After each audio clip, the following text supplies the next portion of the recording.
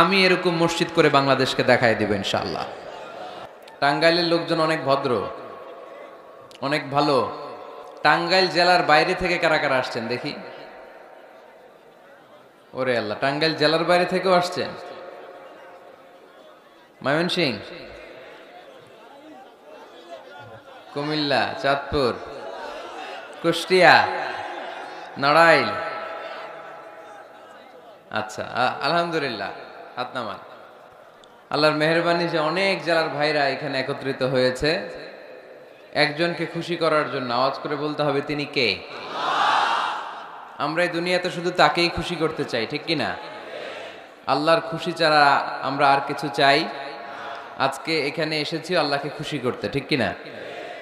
মাজারে যে অনেকে টাকা দেয়, মানত করে, মাজারে টাকা দেয়া যায় না, মানত করা যায় না, মানত করতে হয় একজনের নামে। চিল্লায় বলেন, তিনি কে? খবরদার, এগুলো থেকে সাবধানে থাকতে হবে। মাজার জিয়ারত করা সুন্নাহ, কবর দেখলেই সালাম দেয়া সুন্নাহ, জিয়ারত করা সুন্নাহ। এর জন্য দোয়া চাইবেন, নিজের জন্য আল্লাহর কাছে দোয়া চাইবেন, এর জন্য দোয়া করবেন, নিজের জন্য দোয়া করবেন। কিন্তু মাজারে পড়ে থাকা লোকটার কাছে কিছু চাওয়া যায়? আল মাইয়িতু ফিল কবর কাল গরীকি ফিল বাহর। সাঁতার না জানা ব্যক্তি সাগরে পড়লে যেরকম অসহায়, কবরে শুয়ে থাকা ব্যক্তিটা তার চেয়েও বেশি অসহায়। সে আপনার জন্য কি করবে? আপনি তার জন্য দোয়া করলে সে কিছু পাবে। সে আপনার কিছু করাই দিতে পারবে? করতে পারে একজন, তিনি কে? চিল্লায় বলতে হবে, তিনি কে? কেউ ফিরে না খালি হাতে, আল্লাহরে তোর দরবারেতে, ঠিক কি না? পড়েন সবাই, কেউ ফিরে না খালি হাতে, আল্লাহরে তোর দরবারেতে। এজন্য কবর কেন্দ্রিক কোনো মসজিদ নাই।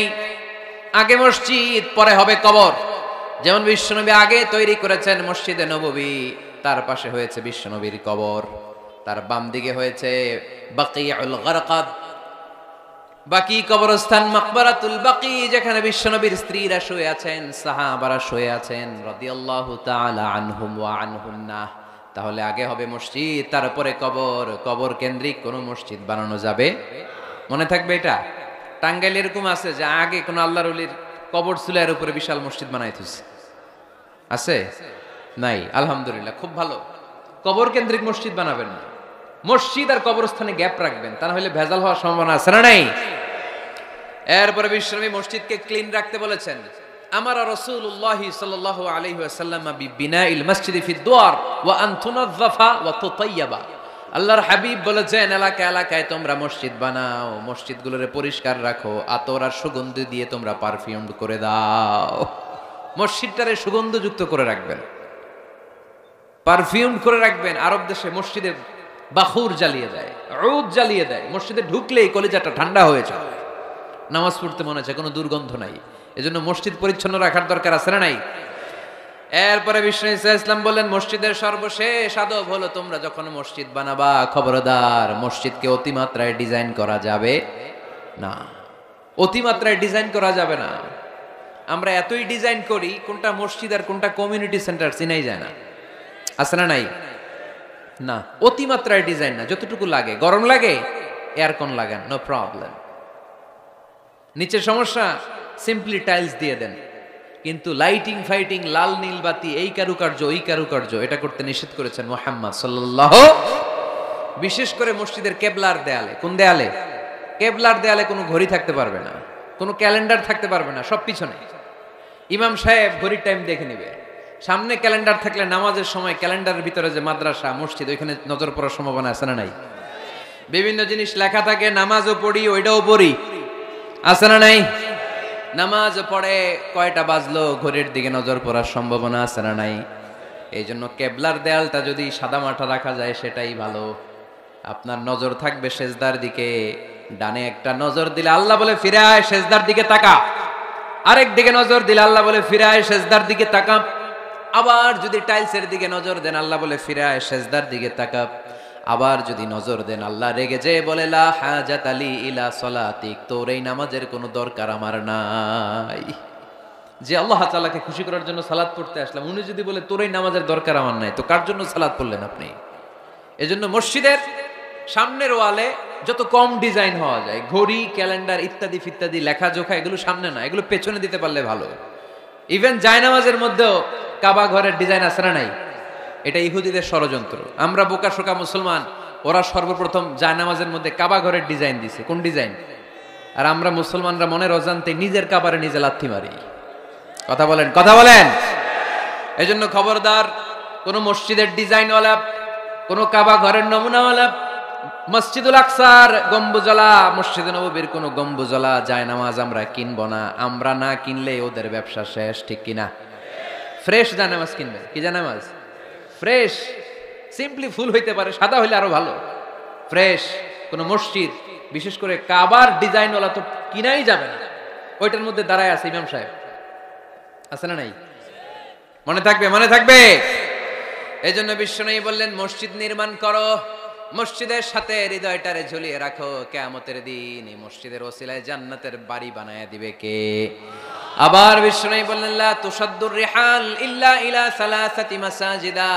এই দুনিয়ার বুকে 3টা মসজিদের দিকে শুধু বিশেষ সওয়াবের উদ্দেশ্যে ভ্রমণ করা যায়।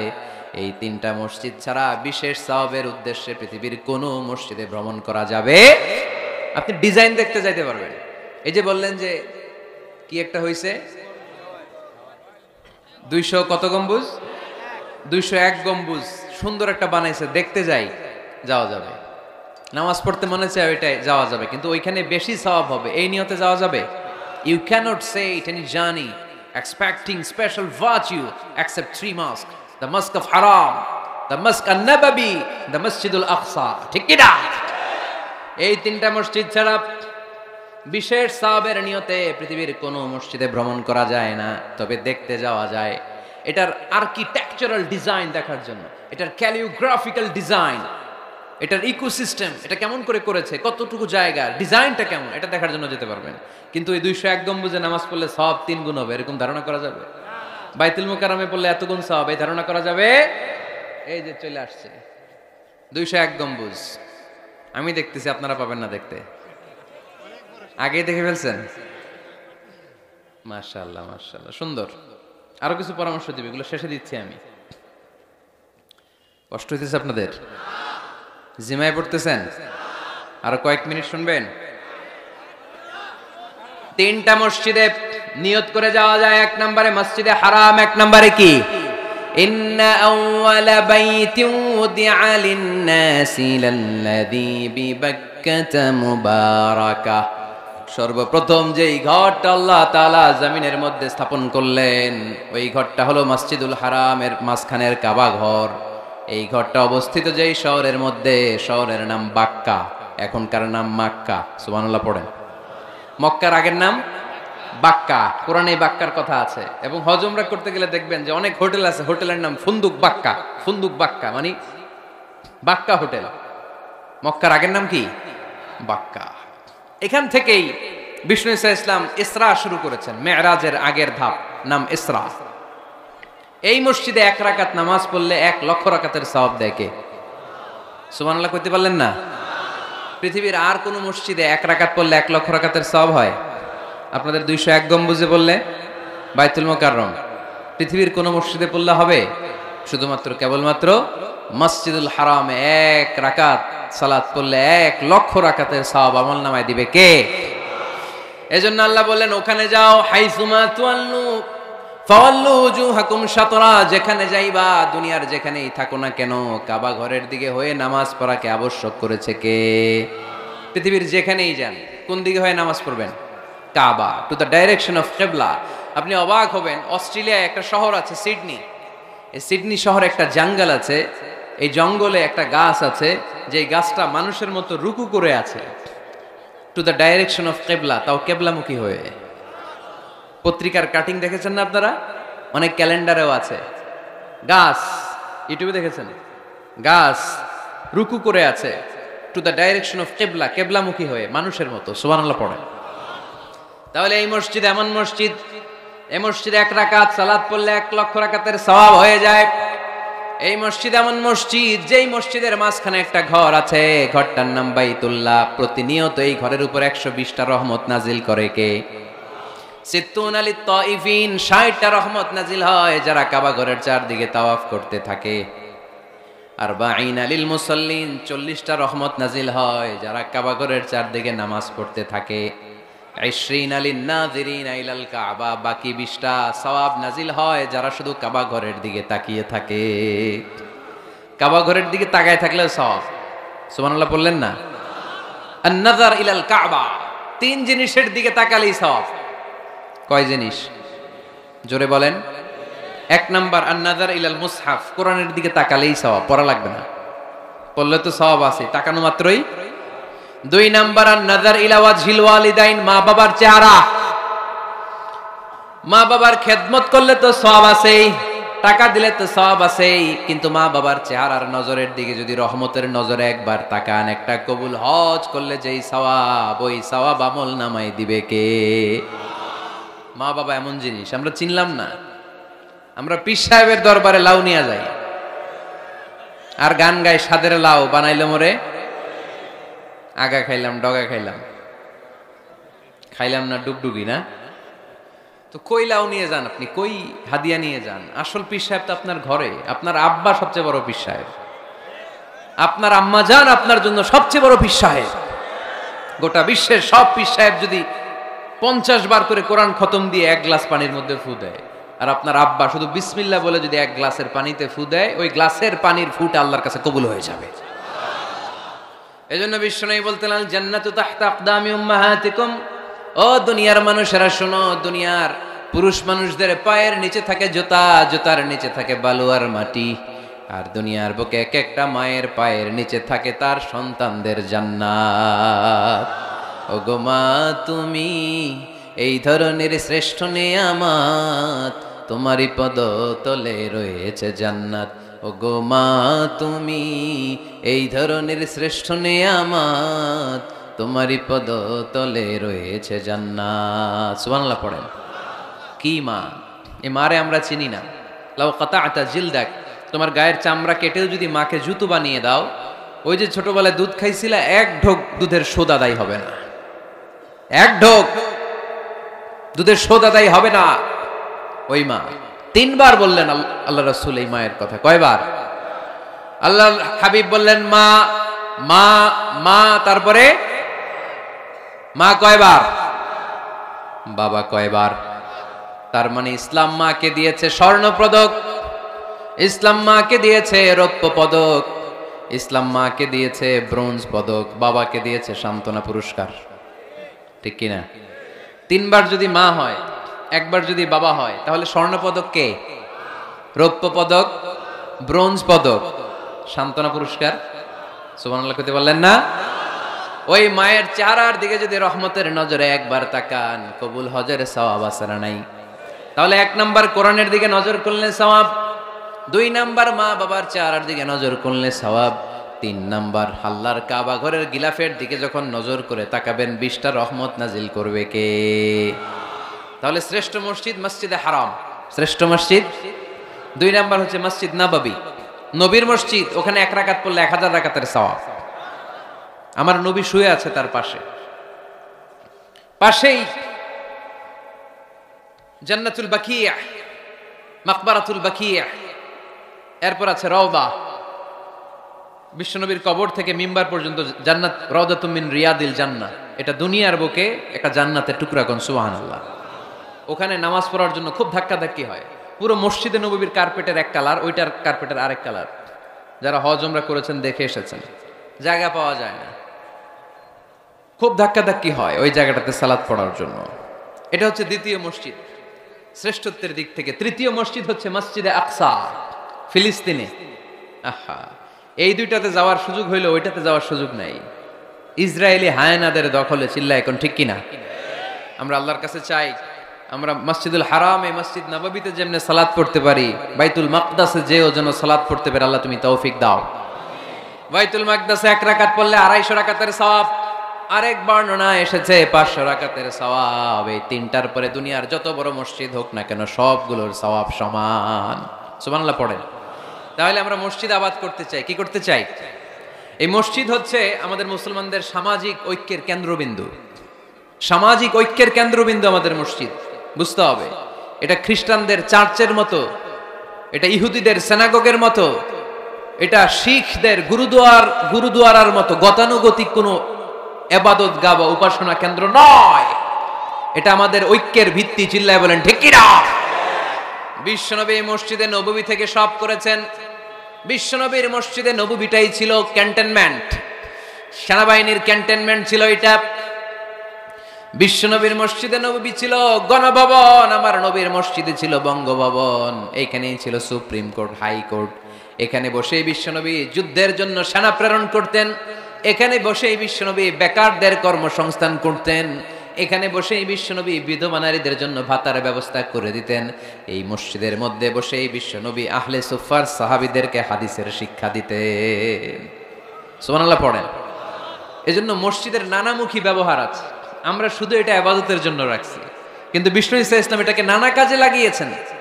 আমাদের মসজিদগুলোকে আমরা শুধুমাত্র জিকির আর সালাতের জন্য নির্ধারণ করেছি, কিন্তু বিষ্ণু ঈসা ইসলাম নানামুখী কাজ এই মসজিদের ভেতরে করেছেন। মসজিদে নববী বাচ্চাদের জন্য উন্মুক্ত ছিল, নারীদের জন্য উন্মুক্ত ছিল, হিজরাদের জন্য উন্মুক্ত ছিল। সুবহানাল্লাহ কইতে পারলেন না? হিজরা আছে এলাকায়, টাঙ্গাইলে দেখলেই কি করেন? টিটকারি মারেন, হাসেন। আপনাকে মারে? হ্যাঁ, ওরাই মারে। কি টাকা দাবি করে না? এই দোষটা ওদের না, তো দোষটা তো আমাদের। ওদেরকে তৃতীয় লিঙ্গী হিসেবে স্বীকৃতি দিয়েও ওদের সব ধরনের সুযোগ সুবিধা গভর্নমেন্ট হয়তো এখনো দিয়ে সারতে পারে নাই। এটা গভর্নমেন্টের দায়িত্ব। এই বিশাল জনগোষ্ঠীকে গভর্নমেন্ট কি করবে? 2008 সালে ভোটাধিকার দেওয়া হয়েছিল, তারপরেও কোথাও এদের জন্য নাম নাই।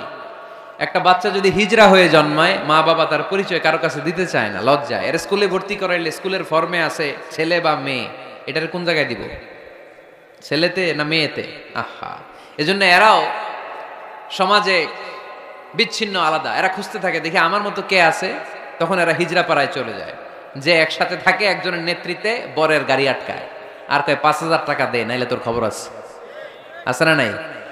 নতুন বাচ্চা হইলেই কাঁথা শুকাইতে দেখলে ওরা যে হামলা করে, বাচ্চারা নিয়ে খেলাধুলা শুরু করে। তো ওদেরকে তো আমরা কর্মসংস্থানের ব্যবস্থা করি নাই তো আমরা। পৃথিবীর বিভিন্ন দেশে সুপার শপে দেখবেন হিজরা, এটা খুবই ন্যাচারাল। আমারও একটা সন্তান হিজরা হইতে পারে না? আপনার একটা সন্তান, ছেলে মেয়ে কোনোটা না হইয়া হিজরা হইতে পারে না? আমি যে ছেলে হইছি কার ইচ্ছায়?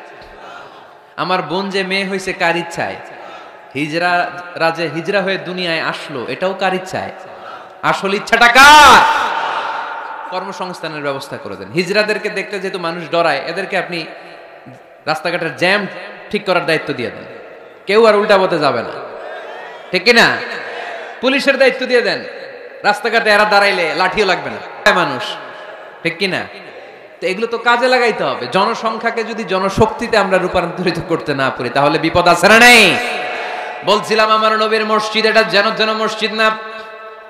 মুসলমানদের মসজিদ খ্রিস্টানদের গির্জার মতো না, হিন্দুদের মন্দিরের মতো না, ইহুদিদের সিনাগগের মতো না, শিখদের গুরুদ্বারার মতো না। মুসলমানদের মসজিদ এটা মুসলমানদের সামাজিক ঐক্যের প্রাণকেন্দ্র, ঠিক কিনা? মসজিদে নববী সবার জন্য খোলা। বাচ্চারা যেত, আমরা কি বাচ্চাদেরকে মসজিদে যেতে দেই? কি করি? ধমক দেই। বিশেষ করে মুরব্বী বাবারা ধমক দেয়, রেগে যায়। সব মুরব্বীরা না, সব মুরব্বীদেরকে আমি এক পাল্লায় মাপছি না। মুরব্বী বাজানেরা যারা আছেন, বাচ্চাদেরকে মসজিদ থেকে তাড়িয়ে দিয়েন না, ধমক দিয়েন না। আজকে যে ধমক দিয়ে তাড়ায় দিছেন, আর আসবে না, ঠিক কিনা? আর আসবে না। একবার যদি তিক্ত অভিজ্ঞতা নিয়ে একটা ছোট্ট সোনামণি মসজিদ থেকে বের হয়ে যায়, তারে আর কোনোদিন মসজিদমুখী করা যাবে না। আর ওরে যদি আপনি একটা চকলেট দেন, প্রত্যেকটা ইমাম সাহেবের উচিত মসজিদে চকলেট নিয়ে যাওয়া। বাচ্চা দেখলেই চকলেট দিতে হবে, ঠিক কিনা? ওর স্মৃতিতে এটা থাকবে, বড় হয়ে গল্প করবে, আমাদের এলাকায় এক ইমাম ছিল, চকলেট দিত আমাদেরকে। কত সুন্দর অভিজ্ঞতা থাকবে তার। আর যদি ধমক দেন, বলবে ইমাম আসলে একটা বদের আড্ডি, মসজিদে ঢুকলে আমগরে ঠ্যাঙ্গাইতো খালি, বলবে না এটা? আর চকলেট দিলে আজীবন আপনারা স্মরণ রাখবে। এজন্য বাচ্চাদেরকে কখনো মসজিদ থেকে তাড়িয়ে দেয়া যাবে। মসজিদে নববীতে যদি বাচ্চা ঢুকতে পারে, আমাদের মসজিদে কি সমস্যা? তুরস্ক একটা দেশ আছে, নাম শুনছেন? তুরস্কের মসজিদের দেয়ালে দেয়ালে লেখা থাকে, জামাত চলাকালীন অবস্থায় পিছনে যদি বাচ্চাদের কিচির মিচির, চিৎকার, চেঁচামেচি, হই হুল্লোড়ের আওয়াজ আপনি শুনতে না পান, তাহলে নেক্সট জেনারেশনকে নিয়ে আপনি চিন্তায় থাকেন। কারণ আপনার নেক্সট জেনারেশন নাতিপুতি এগুলো নামাজই হচ্ছে না, ঠিক কিনা? পিছনে যদি আমাদের নাতিপুতি চিৎকার চেঁচামেচি করে, তার মানে দে আর অন দ্য রাইট ট্র্যাক, তারা আসল লাইনে আছে, মসজিদে এসেছে। যদিও আজকে দুষ্টামি করে, সময়ের বিবর্তনে, কালের আবর্তনে বয়সটা একটু বড় হলেই ও বুঝে যাবে এখানে দুষ্টামি করা যায় না, এখানে ইবাদত করতে হয় একজনের, তিনি কে? কিন্তু ওকে আসার সুযোগটা তো দিতে হবে। আপনি যদি ধমক দিয়ে বের করে দেন, আর কোনোদিন আসবে? মুরব্বীরা, আর কোনোদিন আমরা বাচ্চাদেরকে ধমক দিব না, ইনশাআল্লাহ বলেন। মুরব্বীরা বলেন ইনশাআল্লাহ। বিশ্বনবীর মসজিদে নববীতে প্রথমে দাঁড়াতো পুরুষ সাহাবারা, তারপরে দাঁড়াতো হিজড়ারা, তারপরে দাঁড়াতো ছোট্ট বাচ্চারা, একেবারে শেষ দিকে দাঁড়াতো নারীরা, ঠিক কিনা? কিন্তু আমরা নারীদেরকে মসজিদে ঢুকতে দেই না। এই জন্য বাজারে যদি বের হয়, কলেজে যদি যায়, লম্বা সময়ের জন্য ঘর থেকে বের হইলে নামাজগুলো কাজা হয়ে যায়, ঠিক কিনা? এই পরিবর্তিত বিশ্ব ব্যবস্থা, এখন নারীদেরকে চিকিৎসা নেওয়ার জন্য হসপিটালে যেতে হয়, শিক্ষার জন্য ইউনিভার্সিটিতে যেতে হয়, নানা কাজে বাইরে যেতে হয়। এই লম্বা সময়ের মাঝখানে যদি কোনো সালাত থাকে, এই সালাতটা সে পড়বে কই? আপনারা তো ব্যবস্থা রাখেন নাই মসজিদে। মসজিদে একটা সুন্দর করে ব্যবস্থা রেখে দিবেন নারীদের, যাতে ওনারা ওইখানে যে সেফটি সিকিউরিটির সাথে নামাজটা পড়তে পারে, নামাজ যেন কাজা না হয়। ও বুয়ুতুহুন্না খায়রুন লাহুন্না, যদিও নারীদের জন্য ঘরে নামাজ পড়লে বেশি সওয়াব, কিন্তু কখনো যদি কাজে বাইরে বের হয়ে যায়, নামাজের সময় যাতে নামাজ কাজা না হয়, এজন্য মসজিদের এক জায়গায় নারীদের জন্য জায়গা থাকার দরকার আছে না নেই? ইয়াং ছেলেরা মসজিদে যেতে চায় না, মসজিদ কেন্দ্রিক না, ক্রিকেট খেলা দেখতে যায়, আড্ডা মারতে যায়, ঘোরাফেরা করতে যায়, মসজিদে যায় না। কারণ মসজিদে তাদেরকে আকর্ষণ করার মতো অ্যাট্রাকটিভ কোনো অ্যাক্টিভিটিজ আমরা মসজিদে রাখতে পারি নাই। ওদের তো একটা কাজ লাগবে। ইয়াংরা টিম ওয়ার্ক পছন্দ করে। কি করে? টিম ওয়ার্ক, একসাথে গ্রুপ মিলে একটা গ্যাং তৈরি করে কাজ করতে ওরা পছন্দ করে, ঠিক কিনা? তো এটা সুযোগ তো ওদেরকে করে দিতে হবে। মসজিদ হবে আমাদের সামাজিক ঐক্যের কেন্দ্রবিন্দু। যুবকদের জন্য অনেক অ্যাক্টিভিটিজ এই মসজিদের মধ্যে রাখতে হবে, তাহলে তারা মসজিদমুখী হবে। চিল্লায় বলেন ঠিক কিনা? প্রতিটা মসজিদ এমন ভাবে তৈরি করা উচিত যাতে করে ছোট বাচ্চারা মসজিদে আসে। একটা কিড জোন থাকবে, কিড জোন। আমি মালয়েশিয়া সহ পৃথিবীর অনেক জায়গায়, অনেক বড় বড় মসজিদে কিড জোন দেখেছি, মানে বাচ্চাদের খেলার জায়গা। মসজিদের বারান্দায় বাচ্চাদের খেলার জায়গা, বাচ্চারা ওখানে খেলাধুলা করতেছে, মায়েরা নামাজ পড়তেছে, ছেলেরা নামাজ পড়তেছে। বাচ্চারাই নামাজের দৃশ্য দেখতে দেখতে একদিন নিজেই ওযু করে নিজেই নামাজ শুরু করে দিচ্ছে। দেখবেন ছোট্ট বাচ্চাটা, আমরা যখন নামাজে দাঁড়াই, আমার মেয়েও দাঁড়ায় আমার পাশে, ছোট্ট মেয়েটাও কিচ্ছু পারে না, আমি যখন সূরা পড়ি ও মুখ নাড়ায়, এরকম মুখ নাড়াইতেছে, কি যে পড়ে ও নিজেও জানে না, কিন্তু আব্বু নাড়াইতেছে মুখ, আমিও নাড়াবো। আমি রুকুতে যাই, সেও রুকুতে যায়। সুবহানাল্লাহ কইবেন না? বাচ্চারা তো দেখে দেখে শিখে। মসজিদে নিয়ে যেতে হবে।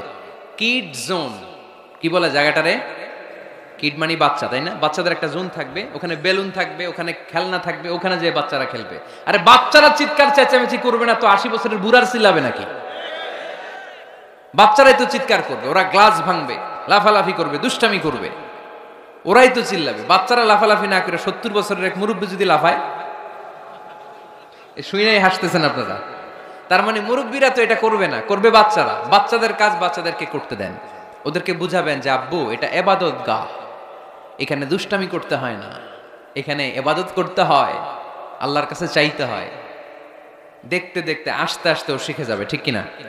এজন্য আমরা মসজিদ নির্মাণ করতে চাই যেখানে আমরা সবাই একত্রিত হব। রাজি আছেন? এবার আপনাদেরকে বলছিলাম যে শেষে দুইটা মজার জিনিস আছে, এই দুইটা মজার জিনিস দিয়ে আজকের আলোচনা শেষ করব। এক হচ্ছে একটা এরকম চমৎকার মসজিদের মাস্টার প্ল্যান দিব আজকে আপনাদেরকে, কিভাবে এই মসজিদটা করতে হয়। আমি চাই 64টা জেলায় এরকম 64টা মসজিদ হোক। রাজি আছেন তো? শুনবেন? আলোচনা কি চলবে? তাহলে আর কয়েক মিনিটে আমরা মাস্টার প্ল্যানটা শুনবো, আর কি কি অ্যাক্টিভিটিস মসজিদে রাখবো এটা আমরা শুনবো ইনশাল্লাহ। পড়েন। একটা প্রাণবন্ত মসজিদের অবকাঠামো, একটা প্রাণবন্ত মসজিদ যদি আমরা গড়তে চাই, কি কি লাগবে? নাম্বার 1, যোগ্য ইমাম লাগবে। কি লাগবে? ইমাম। অনেক বড় দায়িত্ব। সমাজে কি চলছে, কি ক্রাইসিস, এই ক্রাইসিস, এই সংকট থেকে উত্তরণের উপায় কি? ইমাম খতিব যদি আমাদেরকে এটা অ্যাড্রেসই করতে না পারে, ওই ইমাম দিয়ে আমরা কি করবো? কথা কানাকে আমি নামাজ পড়াইতে পারি না, ক্যামেরাম্যান পারে না, সভাপতি সাহেব পারে না, তো ইমাম লাগবে কেন আমাদের? আমরাই তো আমাকে নামাজ পড়তে পারি। ইমাম মানে তো নেতা, he lead the way, he lead the way. নেতা কারে বলে? Who knows the way, who goes the way, who shows the way, he is the leader. ঠিক কি না? নেতা কারে কয়? Who knows the way, who goes the way, who shows the way. যে পথ চিনে, যে পথে যেতে পারে, অন্যরে নিয়ে আগাইতে পারে, সে নেতা। তাহলে ইমামের দায়িত্ব, খতিবের দায়িত্ব প্রতি শুক্রবারে গড় পড়তা আলোচনার দরকার নাই। সমাজে কি ক্রাইসিস চলতেছে, ডেঙ্গু, এই ডেঙ্গু অবরোধে, ডেঙ্গুকে ঠেকাতে বিষ্ণু ইসলামের কি নীতিমালা ছিল, ওইটা শোনাইতে হবে আমাদের ইমাম সাহেবের। ঠিক কিনা? প্রচন্ড শীতের প্রকোপে কাঁপছে পুরো বাংলাদেশ, শীতকালে বিশ্বনবী কি আমল করছে ওইটা শোনাইতে হবে এখন আমাদেরকে। কথা কয় না? এখন চলতেছে শীত, আপনি খিজির আলাইহিস সালামের গল্প শোনাইতেছেন, হবে? ওই ইমাম খতিবের আমাদের দরকার নাই। কথা কি মাথায় ঢুকতেছে? কারেন্ট ওয়ার্ল্ডে কি চলে, কারেন্ট অ্যাফেয়ার্স কি চলে, ওইটার আলোকে ইসলামের সমাধান কি, ইমাম যদি ওইটা শোনাইতে পারে, হি ইজ আওয়ার ইমাম, হি ইজ আওয়ার খতিব। আওয়ার খতিব should be this qualified personality. এরকম লোক হইতে হবে। তাহলে একটা প্রাণবন্ত মসজিদের যে অবকাঠামো, আপনাদেরকে আজকে মাস্টার প্ল্যানটা দেই। নাম্বার 1, একজন যোগ্য ইমাম, যোগ্য খতিবের দরকার, যাদের বেতন হবে কমসে কম 1 লাখ টাকা। কত? হুজুর এইবার আর আমরা নাই, অহন আমি নাই, অহন আমনে থাকেন, দিবেন না?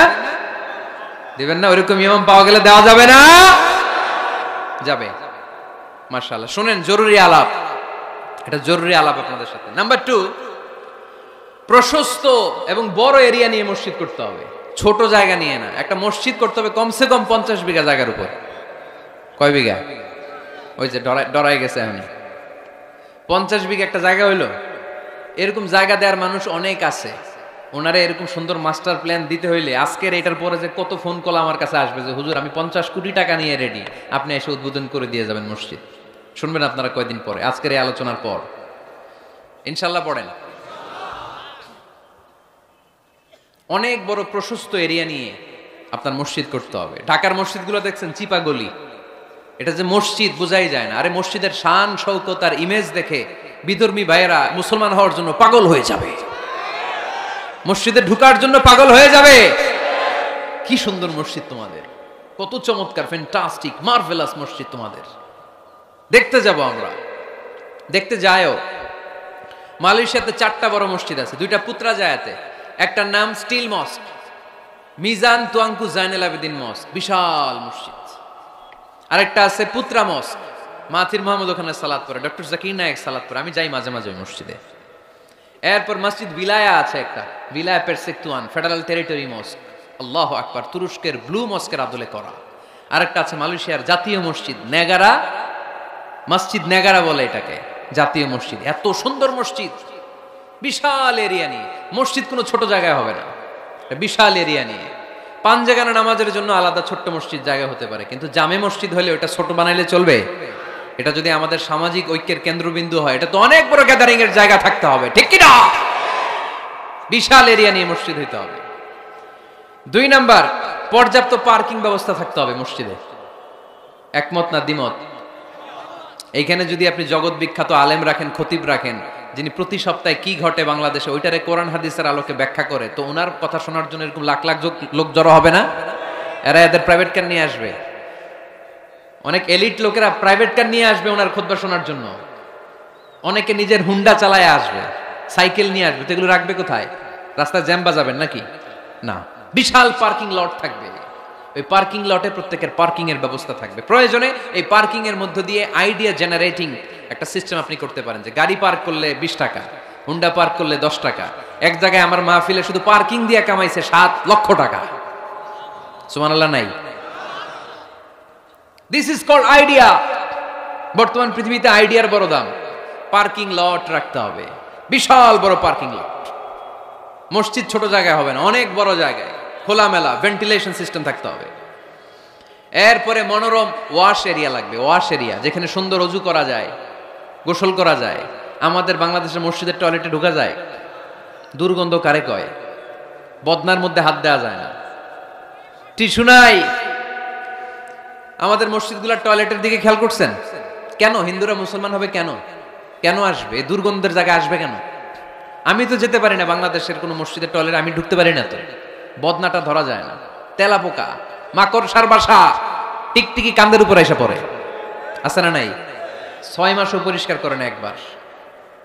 আপনি মালয়েশিয়ার মসজিদগুলো যদি দেখেন, মসজিদে টয়লেটে ঢুকলে আপনার ঘুম চলে আসবে, 5 স্টার হোটেলের মতো। এত সুন্দর লুকিং গ্লাস, এত সুন্দর wash area, liquid soup, towel. অজু করে মসজিদে ঢুকলেই পরানটা জুড়ায় যায়। তাহলে সুন্দর ওয়াশ এরিয়া লাগবে, কি বলেন? লাগবে না? লাগবে। এরপরে মসজিদের বাইরে ফুলের বাগান লাগবে। কি লাগবে?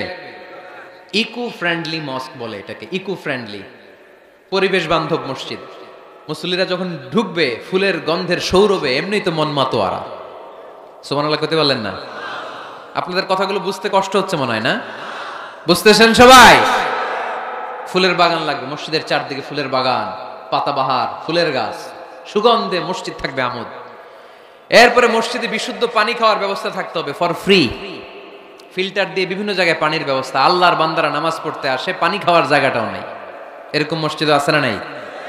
সুন্দর পানি খাওয়ার ব্যবস্থা রাখতে হবে আপনাদের ওই মসজিদে, যে মসজিদটাকে সামাজিক ঐক্যের কেন্দ্রবিন্দু আপনারা বানাতে চান। এই আপনারা উঠছেন কারা কারা? কি হয়েছে আপনাদের? হ্যাঁ, বসেন বসেন বসেন, একসাথে যাব আমরা। তাহলে ফুলের বাগান গেল না, এটাকে বলে ইকো ফ্রেন্ডলি মস্ক, পরিবেশ বান্ধব। বিশুদ্ধ খাবার পানি, এরপর লাগবে এয়ারকন, লাগবে সিসি ক্যামেরা, লাগবে ক্লোজ সার্কিট ক্যামেরা, কোনো সমস্যা হলে যাতে ফুটেজ আমরা বের করতে পারি, কি বলেন? উন্নত কার্পেট লাগবে, ডিজিটাল সাউন্ড সিস্টেম লাগবে। অনেক জায়গায় আল্লাহু আকবার, ওদিকে মুকাব্বির কয় আল্লাহু আকবার, মাইক নাই, মাইক নষ্ট। তো মাইক নষ্ট, আপনি কি করছেন? ঠিক করেন না কেন এগুলো? ডিজিটাল সাউন্ড সিস্টেমের কোনো বিকল্প নাই। এরপর জুতা রাখার নিরাপদ বাক্স লাগবে। কি কন? বড় লোকেরা মসজিদে যায় না জুতা চুরির ভয়ে, এর জুতার দাম 30,000 টাকা, মসজিদে যায় কি এটা হারাবে নাকি? কথা বলেন। ওখানে যদি জুতা রাখার সেলফ সিকিউরিটি বক্স থাকতো, উনি 10 টাকা দিয়ে হইলেও ওখানে রাখতো, পরে টোকেন দিয়ে আবার নিজের দামে জুতা ফিরিয়ে নিত। কথা বলেন। প্রতিটা মসজিদে এরকম জুতা রাখার সুন্দর নিরাপদ বাক্সের দরকার আছে না নাই? তারপরে সূত্রা লাগবে, সূত্রা, সুন্নত নামাজ পড়ার জন্য ওই যে সূত্রা থাকে না, যাতে সামনের দিকে গেলেও সমস্যা নেই, এই সূত্রাগুলো লাগে। রেহাল লাগবে, টিস্যুর বক্স লাগবে, টাওয়াল লাগবে, আতরের বোতল লাগবে। মসজিদের বিভিন্ন জায়গায় আতরের বোতল থাকবে, পারফিউম মেখে মেখে নামাজে দাঁড়াবেন। আর রমাদানে এই মসজিদের ভিতরে একসাথে ইফতারি করার সুযোগ থাকতে হবে। কথা বলেন ঠিক কিনা? কি দরকার ঘরে ইফতারি করার? ইফতারিগুলো নিয়ে আপনি মসজিদে যান, মহিলারা মহিলাদের এরিয়াতে বসবে, ভাইরা ভাইদের এরিয়াতে। কি সুখ, আনন্দের হাসি হাসেন, একসাথে খান। সারাদিনের রোজার কষ্টটারে ভুলায় দিবে কে? আল্লাহ। ফ্যামিলি নিয়ে মসজিদে যান আর না যান, ইফতারি পাঠায় দেন, অথবা পথিকদের জন্য, মুসাফিরদের জন্য ইফতারের ব্যবস্থা রাখেন, একসাথে ইফতারি করবেন মসজিদে। মসজিদে নববীতে তাই হতো। নারীদের জন্য আলাদা জায়গার কথা বলেছি, এটা হবে সেফটি অ্যান্ড সিকিউরিটির সাথে। পুরুষদের দরজা একদিকে, নারীদের দরজা আরেকদিকে।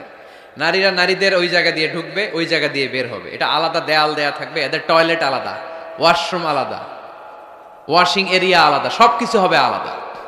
নারীদের মসজিদে আসার দরকার আছে না নাই? সেফটি সিকিউরিটির সাথে তারাও এসে কোরআনের কথা শুনতে হবে। এই মসজিদ 24 ঘন্টা খোলা থাকতে হবে, 24 আওয়ার্স। কয় ঘন্টা? প্রায় মসজিদে লাইট বন্ধ করে দেয়, টয়লেট বন্ধ করে দেয়, আছে না নাই? তাহাজ্জুদ পড়তে অনেকে যেতে পারে না, মুসাফির মানুষ রাত 12টার দিকে নামাজটা পড়বে, সুযোগ নাই, আছে না নাই? মসজিদের সিকিউরিটি গার্ড লাগবে, করা সিকিউরিটি গার্ড, চারদিকে সিকিউরিটি গার্ড থাকতে হবে। শিশুদের জন্য আলাদা জায়গার কথা বলেছি। এই মসজিদে সেমিনার হল থাকবে। কি থাকবে? এখানে প্রতি মাসে সেমিনার হতে হবে। কমিউনিটি সেন্টার থাকবে মসজিদের পাশে অ্যাটাচ করা। কি সেন্টার? এলাকার সব বিয়ে টাঙ্গাইলের এই মসজিদ হইতে হবে। কথা কন। এজন্যই তো মেয়েরা উলঙ্গ জামা পরে বিয়ের অনুষ্ঠানে নাচে কেন? মসজিদে বিয়ে হয় না যে? এগুলো তো হয় বাড়ির ছাদের উপরে, দুম্মা চলে দুম, নাচানাচি, হিন্দি গান। মসজিদের কমিউনিটি সেন্টারে বিয়ে হলে হিন্দি সিনেমা লাগানোর সাহস কেউ পাবে? নারীগুলো সব হেজাব আর বোরকা পরে আসবে বিয়ের অনুষ্ঠানে, ঠিক কি না? সামান্য খেজুর বিতরণ করে বিয়ে শেষ, এটাই বিয়ের অলিমা। এদিকে ইজাব, এদিকে কবুল। খেজুর ছিটাই দিলাম, খায়া বাড়িতে জানার দোয়া করেন। সহজ না কঠিন? সহজ না কঠিন? কমিউনিটি সেন্টারে বিয়ে হবে, মসজিদের সাথে অ্যাটাচ করা। মসজিদের সাথে অ্যাটাচ লাইব্রেরি থাকতে হবে। কি থাকতে হবে? এই লাইব্রেরিতে পড়াশোনা করবে এলাকার লোকজন। সর্বশেষ মসজিদ ম্যানেজমেন্ট অফিস থাকবে। এই যে পুরো মসজিদের মাস্টার প্ল্যান আপনাদের সাথে শেয়ার করলাম, এটার ম্যানেজমেন্ট বিভাগ থাকার দরকার আছে না নাই? এই ম্যানেজমেন্ট অফিস থাকতে হবে। এরকম মসজিদ বাংলাদেশে হোক, আমরা চাই কি চাই না? আর বাকি ব্যবসায়ীরা, বিজনেস ম্যাগনেট, সিআইপি যারা আছে আপনাদের এলাকায় আপনারা করবেন। যে কোনো সিআইপি, ভিআইপি, এমপি, মন্ত্রী আমার সাথে যোগাযোগ করতে পারেন। আমি আপনাদেরকে ইন ডিটেইলড এই মাস্টার প্ল্যান দিব। আপনার জেলায় জেলায় মসজিদ করলে প্রয়োজনে আমি নিজে যে উদ্বোধন করে দিয়ে আসবো। কিন্তু এরকম মডেল মস্ক, আল ওয়াসাতিয়া মডেল মস্ক প্রতিটি জেলায় জেলায় বাংলাদেশে থাকার দরকার আছে না নেই? শুধু নামাজের জায়গা বানায় রাখছি আমরা। কত কিছু করা যায়, কত নানামুখী কার্যক্রম আছে মসজিদের। এই মসজিদে তালিমুল কোরআনের প্রজেক্ট থাকবে, কোরআন শিক্ষার আসর, শিশুদের, মহিলাদের, বয়স্কদের দরকার আছে না নাই? আজীবন নামাজ পড়ি নাই, বুঝি নাই, ওয়াজগুলো শুনে এখন নতুন করে অনেকের হুঁশ ফিরতেছে, হুজুর কি করব, বয়স তো 50, নামাজের নিয়ম জানি না, কোরআন পড়তে পারি না। তাদের জন্য, বয়স্কদের জন্য কোরআন শিক্ষার আসর, শিশুদের জন্য কোরআন শিক্ষার আসর, তাহফিজুল কোরআন প্রজেক্ট থাকবে মসজিদে, Tahfizul Quran project, full time part time, 30 পারার হাফেজ, 5 পারার হাফেজ, 7 পারার হাফেজ, সমস্যা নাই। আমাদের দেশে মনে করে এক বাবার 5 ছেলে, একটারে হেফজোখানায় দিছে, তুই 30 পারাই করবি, আর বাকি 4 পোলা ওগর ইংলিশ মিডিয়ামে দিছে, তোকে কোনো দায় দায়িত্ব নাই, তোরা খালি দুম্মা চলে দুম। আছে না নাই? এটা একটা ভুয়া আইডিয়া। একজনে 30 পারা মুখস্থ করবে, বাকি ছেলেগুলা করবে না, না এটা না, যে যতটুকু পারে। আরব দেশে, মিশরে আমি পড়াশোনা করেছি 5 বছর। আমি মিশরের ড্রাইভারদের সাথে দেখলে জিজ্ঞেস করতাম, হাবিবি আমেলে হাফিজতে কাম গুজ মিনাল কোরআন, কোরআনের কয় পারা মুখস্থ পারো? বলে মা আলিশ বা আশরাত আকজাবাস।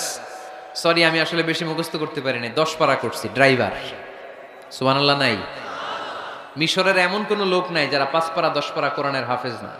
তার মানে কোরআনের হাফেজ পার্ট টাইমও হওয়া যায়।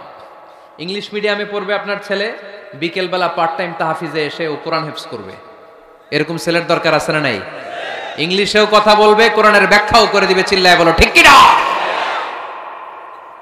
তালিমুল কোরআন প্রজেক্ট, তাহফিজুল কোরআন প্রজেক্ট, সাপ্তাহিক প্রশ্নোত্তর পর্ব থাকবে আপনাদের এই মডেল মস্কে। জীবন ঘনিষ্ঠ কত প্রশ্ন বোনদের থাকে আমাদের কাছে করে, এই প্রতিটা জেলার মসজিদ থেকে এগুলোর ফতোয়া দেওয়া হবে, ঠিক কিনা? মাসিক ধারাবাহিক তাফসির প্রোগ্রাম চলবে মসজিদে। তাফসির প্রোগ্রামে আজকে কি বলে গেছি সারা বছর আর খেয়াল থাকে না, কিন্তু প্রতি মাসে যদি এই জামে মসজিদে বিশ্বভিত্তিক তাফসির হয়, তাহলে ফিডব্যাক নেওয়ার সুযোগ আছে না নাই? কথা কি বুঝতে পারতেছেন আপনারা? মসজিদের উদ্যোগে যুবকদের জন্য অনেক অ্যাক্টিভিটিস দরকার। নাম্বার 1, খেলাধুলা। মসজিদের পাশেই প্লেগ্রাউন্ডে খেলাধুলার আয়োজন করতে হবে। কথা কি শুনতেছেন? আল্লাহর হাবিব নিজে মসজিদে নববীর পাশে খেলাধুলার আয়োজন করেছেন। সুবহানাল্লাহ নাই? সহিহ বুখারীর হাদিস, ঈদের দিন মসজিদে নববীর পাশে বনু আরফিদা গোত্রের লোকেরা তীর দিয়ে খেলা শুরু করলো। বিশ্বনবী দেখতে আরম্ভ করলো। আম্মাজান আয়েশা বায়না ধরলেন, আমিও দেখবো। বিষ্ণু ইসা ইসলাম আম্মাজানকে কাঁধে তুলে পর্দা সরাইয়া দেখাইতে লাগলেন। আর খেলা দেখতে দেখতে বিষ্ণু ইসা ইসলাম নিজেই আনন্দিত হয়ে গেলেন। আমরা অনেক সময় হয় না, গোল দেওয়ার আগে আমরাই নড়ে চড়ে উঠি, এইভাবে গোল করে উঠি, এইভাবে গোল গোল গোল গোল গোল গোল, লাফায় না এরকম? আল্লাহ রাসূল সাল্লাল্লাহু আলাইহি সাল্লাম খেলা দেখতে দেখতে নিজেই উত্তেজিত হয়ে গেলেন এবং যারা খেলছিল তাদেরকে বললেন, এই বানি আরফিদা, এইভাবে মারো, তীর এইভাবে ধরো। সুবহানাল্লাহ পড়েন। তো মসজিদের পাশে যদি খেলার ব্যবস্থা থাকে, বিকেলবেলা খেলার পরে ওরা কি মসজিদে ঢুকবে না? অ্যাক্টিভিটিস নাই, এজন্য খেলার পরে চলে যায়, দুম্মা চলে দুম, মসজিদের সাথে সম্পর্ক নাই। যুবকদের জন্য 2 নাম্বার প্রজেক্ট, মসজিদ থেকে শিক্ষা সফর হবে, স্টাডি ট্যুর। কি হবে? কুল সিরু ফিল আরদ ফানদুরু কাইফা কানা আকিবাতুল লিল মুকাদ্দিবিন। এই মসজিদের উদ্যোগে আপনাদের এই টাঙ্গাইলের ভাওয়াল এলাকা আছে না, কি সুন্দর সুন্দর কত কিছু দেখার সুযোগ আছে, ওখানে যাবেন, কক্সবাজার নিয়ে যাবেন। এটা মসজিদের উদ্যোগে প্রজেক্ট নিতে হবে। Number 3, leadership campaign. কি করে নেতৃত্ব তৈরি করতে হয়। আজকের শিশু আগামী দিনের ভবিষ্যৎ, আজকের যুবকরাই আগামীর বাংলাদেশ, ঠিক কিনা? কি করে লিডারশিপ কোয়ালিটি গ্রো করতে হয় এই ক্যাম্পেইনে শেখানো হবে। সর্বশেষ যুবকদের জন্য যে ইভেন্ট থাকবে এই মসজিদে, ইতিকাফ ইভেন্ট। কি ইভেন্ট? আপনাদের এলাকায় যুবকরা ইতিকাফে বসে? কারা বসে? মুরব্বীরা। তাও অনেক জায়গায় মুরব্বিও খুঁজে পাওয়া যায় না, তো ওনারে টাকা দিয়ে ভাড়া কইরা ইতিকাফে আনতে হয়। নাউজুবিল্লাহ পড়বেন না? ইতিকাফের মতো এত বড় গুরুত্বপূর্ণ ইভেন্ট এটা মুরব্বিরা করে, তাও টাকা দিয়ে ভাড়া করে আনতে হয়। আল্লাহু আকবার। মালয়েশিয়াতে সব যুবকরা ইতিকাফ করে, মিশরে সব যুবকরা ইতিকাফ করে। আরে ইতিকাফ মুরব্বিদের ইভেন্ট নয়, এটা তাগড়া জোয়ান যুবক ছেলেদের ইভেন্ট। চিল্লায় বলো ঠিক কি না? ওইরকম অ্যাক্টিভিটিস মসজিদে থাকলে ইয়াংরা ঢলে ঢলে ইতিকাফ করবে। আসতে হবে ইয়াংদেরকে এখানে। মুরব্বীদের মাজায় ব্যথা, কাশি দিলে বুকে ব্যথা, ডায়াবেটিক্স, আলসার, ওনারা কিসের ইতিকাফ করবে? এরা তো ঘরে বসে নামাজ যদ্দূর পড়তে পারে, এটাতেই ডবল সওয়াব, ঠিক কিনা? ইতিকাফ মুরব্বীদের ইবাদত নয়, ইতিকাফ যুবকদের ইবাদত। আমরা এই অ্যাক্টিভিটিস মসজিদে দিতে পারি নাই, ফলে যুবকরা আসে না। যাকাত দেয়া, কুরবানির গোশত বিতরণ, জরুরি ত্রাণ তহবিল, মেডিকেল ক্যাম্প, বিবাহ প্রকল্প, যারা মেয়েদেরকে বিয়ে দিতে পারে না, পথ শিশু প্রকল্প, খাদ্য প্রকল্প, এগুলো থাকবে মসজিদে। এই মসজিদ কেন্দ্রিক প্রতিযোগিতা হবে, সিরাত কম্পিটিশন, নাশিদ কম্পিটিশন, কবিতা আবৃত্তির কম্পিটিশন করা যাবে না? মসজিদে নববীতে বিষ্ণু ইসলাম হাসান বিন সাবেত নামে এক কবি সাহাবীর জন্য আলাদা একটা মিম্বার করে দিয়েছিলেন। আজও এই মিম্বারটা আছে, এটা হাসান বিন সাবেতের মিম্বার। নবী বসতেন ওই মিম্বারে, হাসান বিন সাবেত এই মিম্বারে। তিনি বিশ্বনবীর পক্ষে কবিতা গেয়ে গেয়ে সাহাবীদেরকে উদ্বুদ্ধ করতেন। কবিতার প্রতিযোগিতা করতে হবে মসজিদে, নাশিদ কম্পিটিশন করতে হবে, কেরাত কম্পিটিশন, সিরাত কম্পিটিশন। আমাদের ছোট্ট সোনামণিরা আমার প্রিয় নবীকে চিনে না, ওদেরকে প্রিয় নবীকে চিনতে দেয়া হয় না। তারা এই সিরাত কম্পিটিশনে আমার নবীকে জেনে জেনে নবীর নামে প্রতিযোগিতা করবে। আওয়াজ করে বলেন ঠিক কিনা? এই মসজিদের আন্ডারে একটা প্রকাশনা সেন্টার থাকতে হবে, সব ধরনের বইপত্র এই মসজিদ থেকে বেরোবে। বাৎসরিক মাহফিল হবে, সম্মেলন। আর এই মসজিদকে ঘিরে ইসলামিক ক্যাডেট মাদ্রাসা তৈরি হবে। এই যে মাস্টার প্ল্যান আর অ্যাক্টিভিটিস আপনাদেরকে বললাম, এগুলো হচ্ছে একটা প্রাণবন্ত মসজিদের অবকাঠামো। এরকম মসজিদ যদি হয়, আমাদের শিশুরা, আমাদের যুবকরা কি মসজিদে যাবে না? আমি এরকম মসজিদ করে বাংলাদেশকে দেখাই দিব ইনশাআল্লাহ। আর যারা করতে চান আমার সাথে যোগাযোগ করবেন, আমরা যেন মসজিদ আবাদকারী হতে পারি। আল্লাহ তুমি তৌফিক দান করো।